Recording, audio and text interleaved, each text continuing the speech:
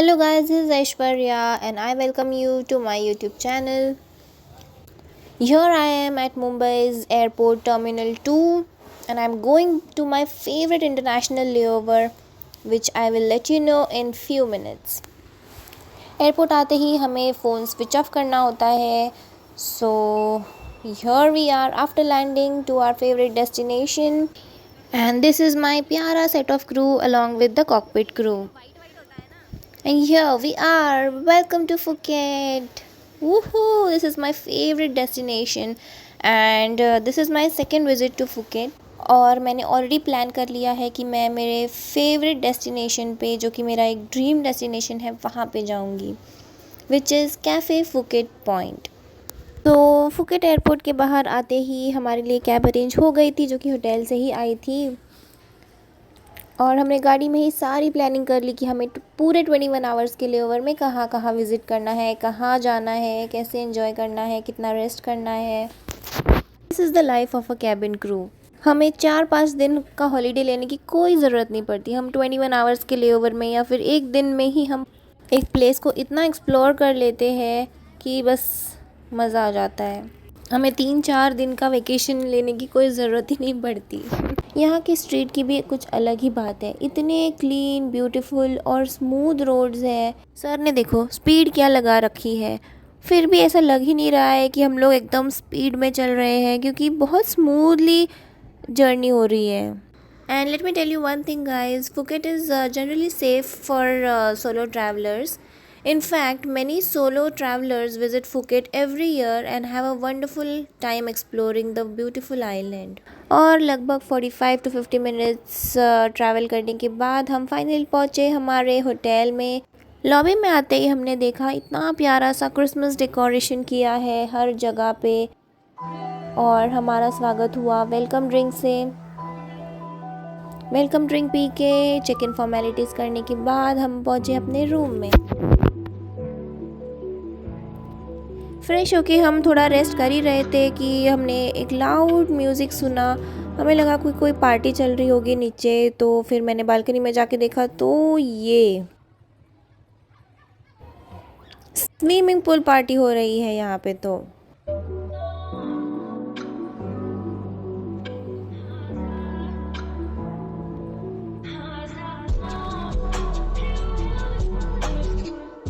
और इतने मज़े कर रहे हैं सब लोग. और ये झाग वाला पानी स्विमिंग पूल में मैंने तो फ़र्स्ट टाइम देखा था. मुझे तो मन कर रहा था मैं भी चली जाऊँ स्विमिंग पूल में, बट हमारे कुछ और ही प्लान्स थे. देखते हैं अगर शाम को हम जल्दी आ गए वापस होटल तो फिर जाएंगे स्विमिंग पूल में. और हमें होटल आके बस 2 ही घंटे हुए हैं, उसमें हमने रेस्ट भी कर लिया और फ्रेशन अप होके मैं पहुंची नीचे लॉबी में मेरे दूसरे क्रू का वेट करते हुए. होटल के बाहर निकलते ही हमने हायर किया टुक टुक जो कि यहाँ की फेमस ऑटो ही है, बट इसको यहाँ पे टुक टुक बोलते हैं.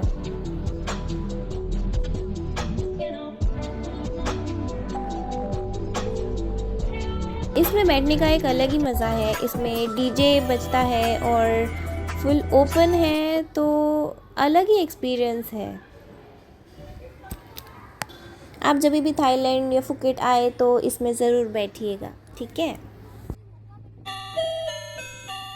टुक टुक में बैठ के हम गुजरे पटोंग बीच से जो कि आप वीडियो में देख सकते हैं. इतना ब्यूटीफुल लग रहा है और फुकेट अपने नीले पीले पानी के लिए जाना जाता है.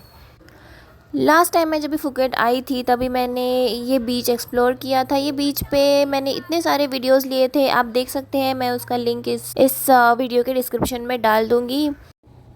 यहाँ का पानी इतना क्रिस्टल क्लियर है और ब्लू पानी है. इतना क्लियर और ब्यूटीफुल दिखता है ये बीच. और देखिए यहाँ पे इतना क्राउड होने के बाद भी आपको ऐसा कुछ हौश पौश नहीं लगेगा. आपको अपनी स्पेस मिलेगी और यहाँ पे ज़्यादा शोर भी नहीं है. और होटल से निकल के हमें हो गए हैं 30 to 35 मिनट्स और ये हम पहुँचे हमारे डेस्टिनेशन पे जो कि है कैफ़े फुकेट व्यू पॉइंट.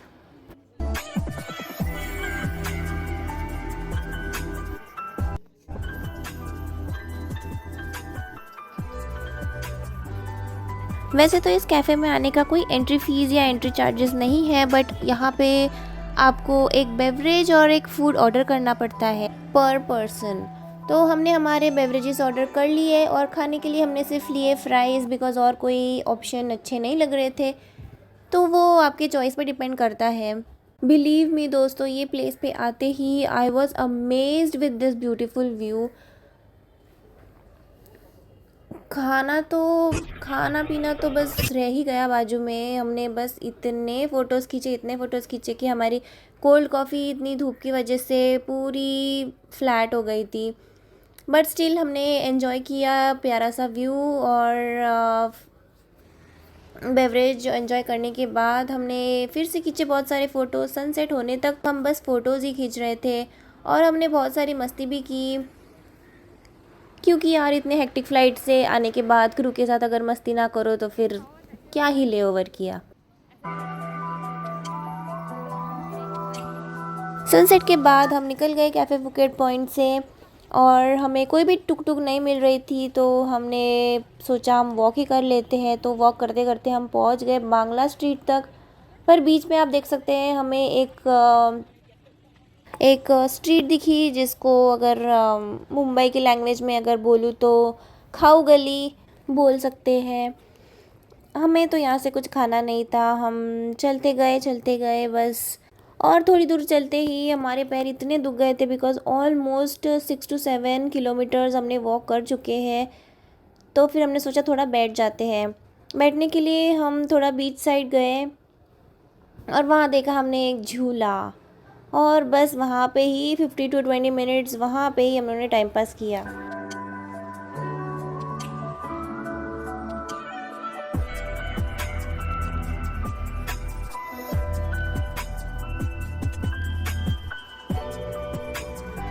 हम ऑलरेडी 1 आवर से भी ज़्यादा चल चुके हैं, पर अभी तक कहीं पहुँचे नहीं हैं। तो हमने सोचा यहाँ से निकलते हैं जल्दी से। और फिर से रास्ते में हमने कुछ शॉपिंग के लिए चीज़ें देखी, बट कुछ ख़रीदा तो नहीं, बिकॉज़ ये सब तो मुंबई में मिल ही जाता है। ऐसी कुछ यूनिक चीज़ नहीं दिखी, वरना मैं हमेशा जब भी लेओवर पे जाती हूँ आउट ऑफ कंट्री में कुछ ना कुछ तो वहाँ का लेके आ ही जाती हूँ। बट यहाँ पे ऐसा कुछ नहीं मिला। रास्ते में हम लोग को दिखा 7-Eleven मार्ट, उसमें से हमने सोचा कि कुछ ग्रैब कर लेते हैं खाने के लिए, बिकॉज़ हमने कुछ भी खाया नहीं है। हमने बस कोल्ड कॉफ़ी पी ही है, फ्राइज़ खाए और एक मफ़िन खाया था। बट ओ माय गॉड, यहाँ पे आके तो कुछ पता ही नहीं चल रहा क्या लेना है खाने के लिए, बिकॉज़ पैकेट्स में नाम ही पढ़ने नहीं आ रहे, पता नहीं अंदर क्या होगा। हमने यहाँ से भी कुछ नहीं लिया और एग्ज़िट मार लिया। यही दिक्कत होती है जब हम इंटरनेशनल जाते हैं, लैंग्वेज डिफरेंस की वजह से कुछ समझ में नहीं आता क्या खाना है। फिर उनके जो स्पाइसेस होते हैं वो सिमिलर नहीं होते, ऑब्वियसली टेस्ट ही नहीं आती कुछ खाने में। इसलिए जब भी मैं इंटरनेशनल लेवल पे जाती हूँ, मैं कुछ घर से लेके जाती हूँ या फिर रेडी टू ईट लेके जाती हूँ, ताकि मैं कुछ तो खा सकूँ। बिकॉज़ इंटरनेशनल में हमें लंच और डिनर प्रोवाइड नहीं किया जाता है, सिर्फ ब्रेकफास्ट दिया जाता है।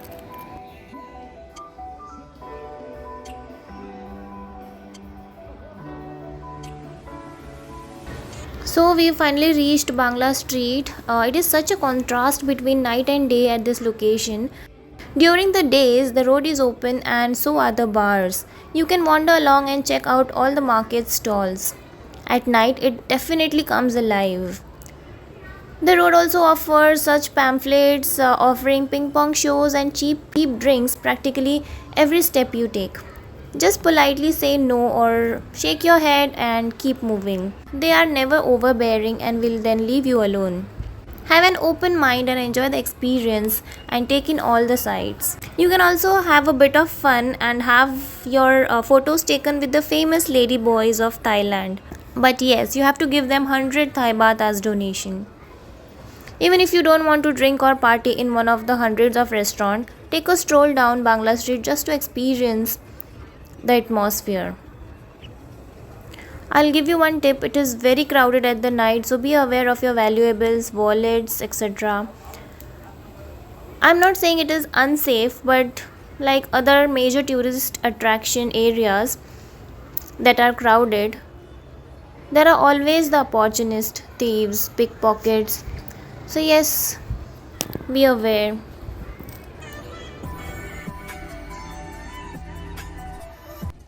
We had a really crazy evening here. This place is just filled with so many different people from all around the world. There are endless bars in which you can just sit and chill and watch girls perform. We did not have time to sit, and I did not wish to sit here. But then it was a good experience, something different, which I can never see in my country, and I'm glad. Anyways, we had covered the entire street walking, and we just loved the vibe.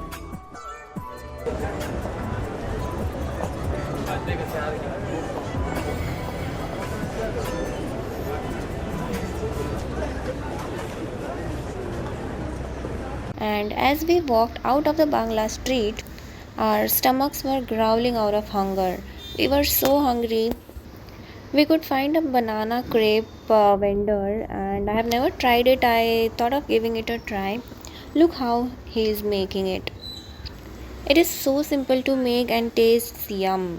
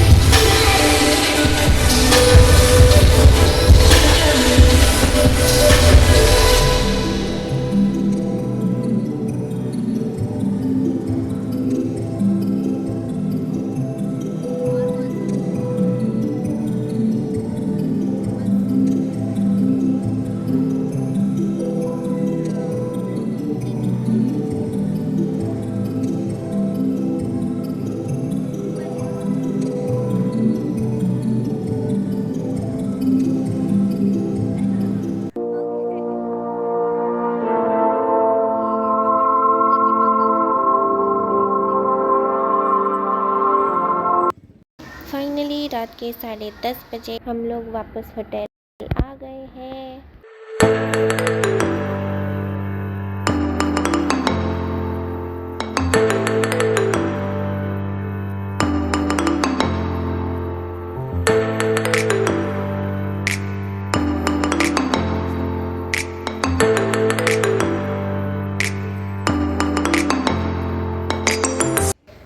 that was it in my Phuket vlog. I hope you guys liked it.